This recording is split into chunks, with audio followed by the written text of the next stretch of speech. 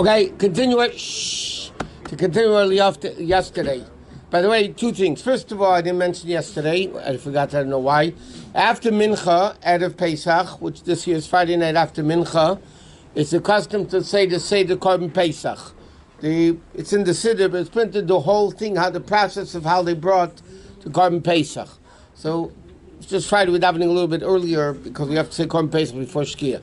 Also, many people have a custom at the Seder that they wear a kittel, the white garment. In Chabad, we don't wear a kittel. The only time we wear a kittel in Chabad is Yom Kippur, and when you get married. Yom Kippur, and you get married, that's it. We don't wear a kittel, not Rosh Hashanah, not any other day except Yom Kippur. Okay, so yesterday we learned about Kaddish, how to do Kiddush, one of the 4 cups, how to drink it. Halachically, one thing we didn't get to yet, when you drink the 4 cups of wine, you have to recline, leaning on when you drink the 4 cups of wine. And we learned that ideally it's best to drink the whole cup of wine rather than most of the wine. Okay, after you do Kaddish, just remember, another important thing. Because it's Friday night, there's a lot of different customs. Do you say Shalom Aleichem? Do you say Shechayil? You don't say it, you do say it. A lot of different opinions. The last official Chabad custom is that we do say it, but we say it quietly. I mean, you don't sing Shalom Aleichem, you don't sing Eish Chayil, but you say it quietly. The Kiddush also begins with Yom HaShishi because it's Friday night, and you add the Shabbos additions in the Kiddush. Why you say it quietly? Huh? Why you say it quietly? We don't want to make it. Say it. We say it. But you say it quietly. Quietly. Because the emphasis is Yom Tiv, not Shabbat. What's emphasis? Okay, next is Orchatz. What is Orchatz? With the last thing we learned, your question. Why does it say Orchatz? Okay. So, what do you do by Orchatz? Orchatz is you wash your hands without a bracha. You have to make sure not to make a bracha. One more. No, like you do for bread. What? Like you wash like you do for bread. For the vegetable. Yeah, that's why you wash like you wash for bread. 3 and 3? Yeah, if you do 2 and 2 or 3 and 3. But you don't make a bracha. Why do we wash for karpas? Because the din is something which is dipped into liquid, you have to wash. So really you're supposed to do it a whole year. But because there's a whole argument about it, we wash without a bracha. So it says in the Haggadah that even somebody who is not careful in washing Orchatz an entire year, but tonight at Pesach you do it. Why do you do it? Because you want the kid to ask, Manishtana, they see everything is different. You're washing no hand, you're not making a bracha, and then instead of making a challah or matzah, you're going to eat a vegetable. Now, I have a disagreement with a lot of people on this. Many people say that when you wash Orchatz, because you don't make a bracha, you can talk afterwards. In my not so humble opinion, it's 100% wrong. Because the only reason you don't make a bracha is because there's a machlekes in halacha, there's an argument if you make a bracha or not. But really you're washing like you do for bread. And just say by bread you're not supposed to talk, so you're not supposed to talk when you wash for Orchatz either. 1 second. Now, you wash your hands without a bracha. What happens, and there's a whole big argument in halacha about this, and the Rabbi has his opinion by the way. What happens if somebody by mistake made a bracha? By mistake, they made the bracha. So according to the Rebbe's final opinion, you have to eat the matzah then. You change the whole order. You eat the matzah and then you go back to the Haggadah. It's a whole... so the best thing, just make sure you don't make a bracha. Okay? And then you take the karpas. Now when you take... I'll answer your question in a second. You take the piece of karpas and you dip it into the salt water. Okay, that's what you do. First you dip it into the salt water, and then you make the beracha beri pri adama. Now, because that's what the vegetable is, you make adama. Now, what do you have in mind when you make a beri pri adama? You have in mind not only on the karpas, but you also have in mind for the moror that you're going to be eating later. Even though the moror is eaten after you washed for the matzah, so you already washed. But nevertheless, moror is not eaten to fill you up, and therefore washing, like we learned, doesn't cover it. If washing doesn't cover it, so then the hametzi doesn't cover it, so then technically you would have to make a bracha adam on the moror. So when you eat the karpas, you have in mind the Adam also goes on the mother. Now, when you eat the karpas, you don't recline. That's our minig. It's a different opinion, but our minig is we don't recline. Now, how much karpas should you eat? Now, here's an interesting question in halacha. If I eat a kazayis, if I eat enough of to make an after bracha, then I would have to make an after bracha on the karpas because I didn't wash yet. So before washing, I would have to make an after bracha on the karpas. The problem with that is, if I make an after bracha on the karpas, then my ha'adama I made on the karpas can't go for the mother because I already made an after bracha. Right? I've already made. If I eat a kazayis, I have to make a bracha achrena. Once I make the bracha achrena, my first ha'adama can't go on the mother anymore because I already made an after bracha, which split it, ended it. So therefore, what's the custom? You eat a small piece of karpas, less than the kazayis, which is enough to make the kid ask, Manishtana alayla zeh. At the same time, you don't have a question of making a bracha achrena. What was your question? This idea of not talking after you wash only applies by the Seder night or every time you wash for a vegetable? Anytime you wash for a vegetable, and you know, without a bracha, why should you be talking? By bread you talk? No. Okay. If you're washing for a vegetable that's dipped into liquid, it's just like washing for bread. So why should you be allowed to talk? The reason why we do it, the reason is the same as the reason why we wash. Yeah, because of tumah. Yeah. Sure.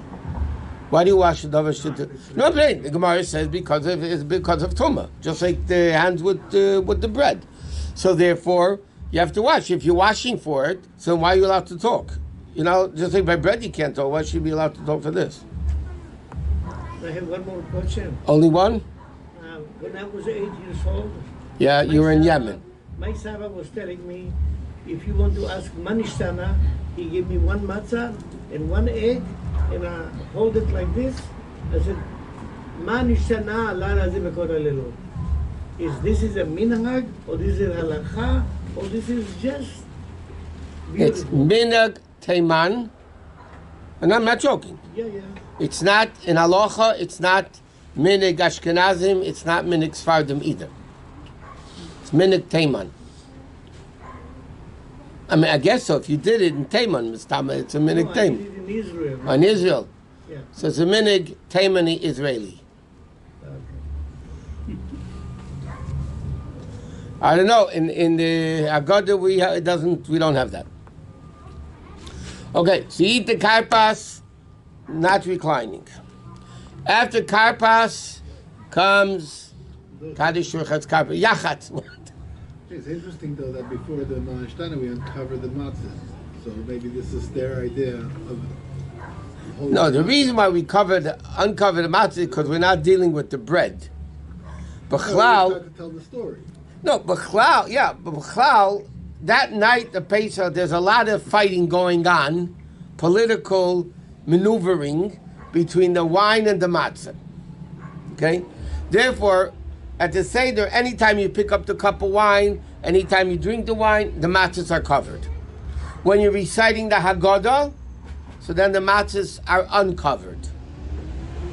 Because matzahs, like we know by Kiddush, you cover the challah, the matzahs, you cover it, because there's a question, what is better, wine or matzah? But, so therefore, when you make, anytime you're dealing with the wine, you cover the matzahs. When you're reciting the Haggadah, then you uncover the matzahs. Why? Because when the Torah says, lechem oini, which also means poor man's bread, but it also means sha'oinin amma, that you say, you answer. Okay, a lot of questions, or a lot of things. So therefore, anytime you deal with the Haggadah, the matzahs are uncovered.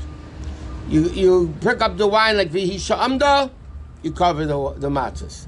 You finish the Mashin Shtana, then the fill up the wine, or you do the wine, then you cover the matzahs. What? This is also minhag teman. When I drink the wine, the first glass, usually we wash the glass. Here, on one glass, you make 4 brachot. Mm-hmm. What is this? Minhag teman, or is it minhag Ashkenaz, or is it lo minhag? What did he ask? We wash the glass after the first wine. Okay. Every glass. Let me explain to you his question that he probably doesn't know what he's asking. Nothing personal. Okay, now there's a din in Shulchan Aruch.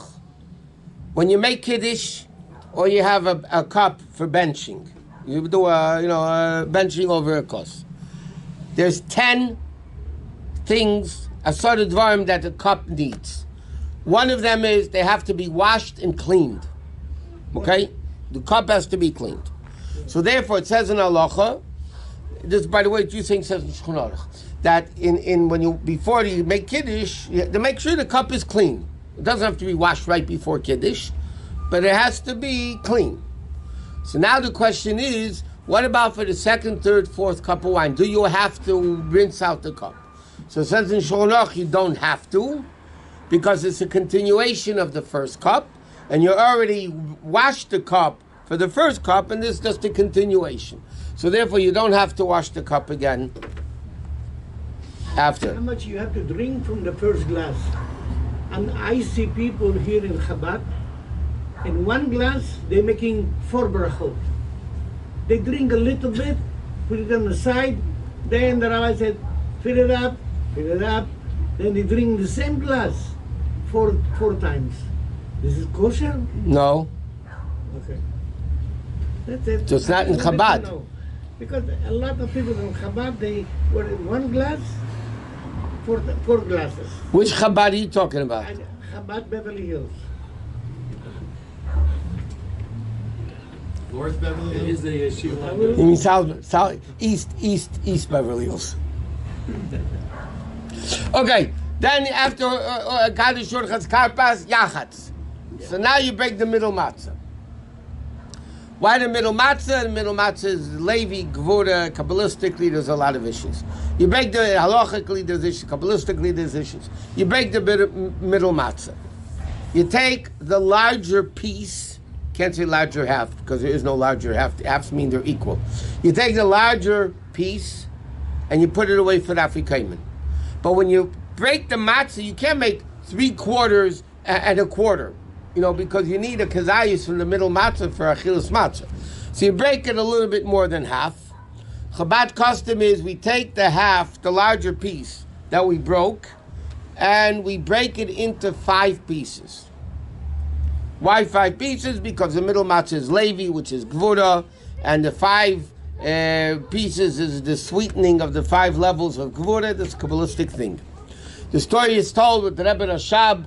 He once broke it, and it broke into 6, and he put away the 6th piece he didn't put away for the Afrikamen. For Afrikamen, he put away 5 pieces for the Afrikamen. Why do you put away the bigger piece for Afrikamen? Because Afrikamen is very prominent.